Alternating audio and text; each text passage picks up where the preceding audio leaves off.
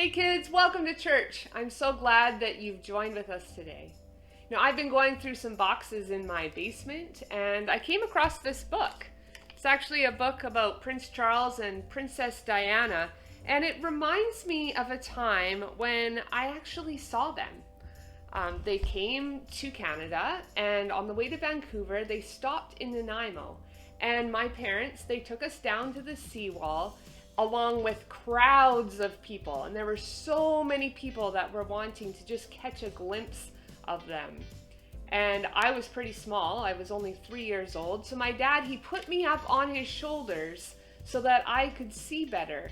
And I just remember my mom saying, "Look for the lady in the blue hat," so that I would know where to look and who to look for. Sometimes I wonder what it's like for people that are famous, to have thousands of people show up just to see you. And I think Jesus probably felt the same way. We know he fed 5,000 people, so we know that he at least had thousands of people that would show up to hear him teach, but also follow him around and try to touch him and touch his clothes just for the chance that they might get healed.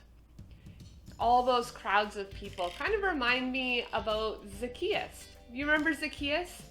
He was a big thief. He would collect money from the government. But he didn't just collect for the government. He would always collect a little bit of extra and keep it for himself, so that he became pretty rich. Now, not only was he rich, but he was also pretty smart, because he wanted to see Jesus, and there were crowds of people around him all the time.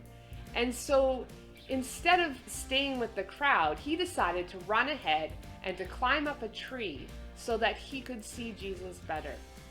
And we know, as the story goes, Jesus walked along the road, and when he saw Zacchaeus up in the tree, he said, "Zacchaeus, come down. I'm going to come to your house for lunch." Now that was probably pretty surprising for Zacchaeus. To think about it in today's terms, that would be like Princess Diana seeing me up on my dad's shoulders and saying, "Hey Jen, I'm going to come to your house for lunch." That would be pretty crazy. So what I really want you to focus on, though, is how Zacchaeus responded to Jesus. It says in Luke's account that he took Jesus to his house with great excitement and with joy. And then when he got there, he told Jesus that he was going to make his life right. He was going to make all of the cheating and the stealing that he had done, he was going to make it right. And he wasn't just going to give back what he stole.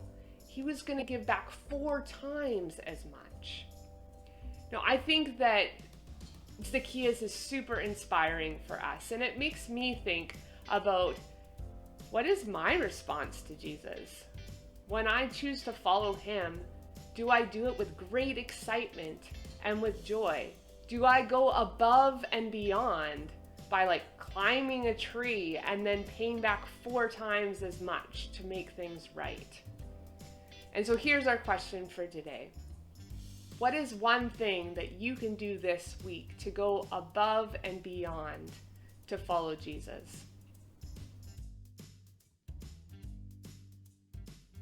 All right, kids, I hope you have a really good week, and we'll see you next time.